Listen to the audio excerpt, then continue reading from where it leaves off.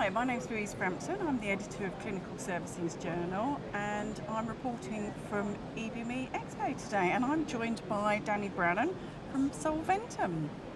Welcome. Hello, thank you. So, what are you highlighting at the show today? So here at the show today, highlighting our patient temperature management solutions, so bear hugger, patient warming, range of blood and IV fluid warming solution, and our bear hugger temperature monitoring system. So that's what we're highlighting, concentrating on the importance of normothermia. Why is it so important, patient warming?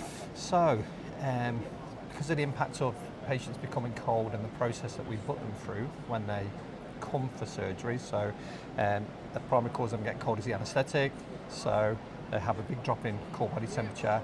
So NICE say you should be 36 degrees and above before we even start, over the impact of losing 1.6 degrees in the first 45 minutes, and then there's lots of negative outcomes from being hypothermic, so increased risk of surgical site infection, they bleed more, longer stay in hospital, so lots of negative outcomes associated. So what we try and highlight is just the importance of maintaining normothermia.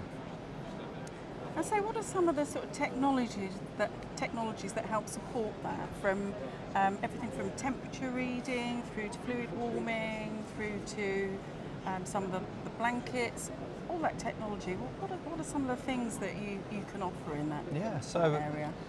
We do primarily, a lot of it comes from the importance of taking temperature. So all of our clinical interventions come from the temperature of the patient. So NICE recommend a direct measure of core body temperature for adults perioperatively. So one of the technologies that we have is a modality called bear hugger temperature monitoring system that monitors core body temperature through a technology of zero heat flux. So it's really smart, it's very accurate. NICE recommend you should be having your temperature taken with one modality, a direct measure of core body temperature, pre, inter and post-operatively. So everything comes from temperature taking, and then all our clinical interactions, including the use of bear huggers. NICE recommend 30 minutes of pre-warming. So we have technology within a new product called Universal Gown, which enables us to have a technology of Finsulate, as well as bear hugger blanket inside a gown that the patient can wear before surgery. They then have pre-warming, and then the gown is used all the way through intraoperatively, right through. So the importance of pre-warming and the impact it has on the anaesthetic and keep patient normothermic all the way through. So that's one of the products, and then obviously there's a mix of blankets that can be used throughout the hospital, not just in theatres, ED, ITU, the wards.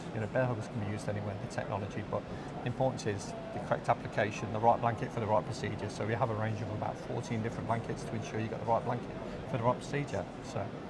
Are there any challenges that we need to address still around patient warming? Because we know that patients are still coming out hypothermic. So what do you think hospitals need to know, and what do they need to understand to really ensure those better outcomes? I think, for me personally as an ODP, I've kind of been on a journey myself, but a lot of that came from education, understanding how we're doing already. We do a lot of support looking at temperature audits and quality improvements. We work as a supplier to work, or as with them to be able to improve their practice. Right. So education really, understand why patients get cold, what happens when patients get cold, the negative impacts associated with patients becoming cold, and then really just having the right people in the room to be able to make a difference, whether that be the ward, theatres, anaesthetist surgeons, ODPs, all the way through to recovery staff and post-operative. So it's a very joined up approach, but I think a lot of it comes from education, understanding what happens when we don't do it right, or can we do it better. And you do a lot of training, don't you, as a company? What does that look like? So yeah, we provide a lot of support clinically. So I'm one of the clinical team within the OR section of Solventum here. So we spend most of my time looking after clinical education and training. We talk about inadvertent perioperative hypothermia. We do lots of presentations, with the FBP and writing articles and just really raising awareness. And we've even done some work with student ODPs, student nurses, just talking about temperature in much more detail. So so when they come out, they're ready to challenge and change practice. But yeah, we deliver a lot of education, both online, virtually, face to face. We want them to optimise the use of our products. We want them to follow the guidelines and maintain normothermia. And with Solventum, we have a kind of total warming solution that enables them to do that. So yeah, lots of education. And there's also a lot of other education available now with things like the One Together programme as Yes. well. Yeah. And I know that you've been involved with that as well, and there's a lot of useful resources, isn't there now, in terms of being able to do audits and making sure that people follow best practice. Yeah. But what's your hopes for sort of the next sort of 5 years really as a company to really drive that forward?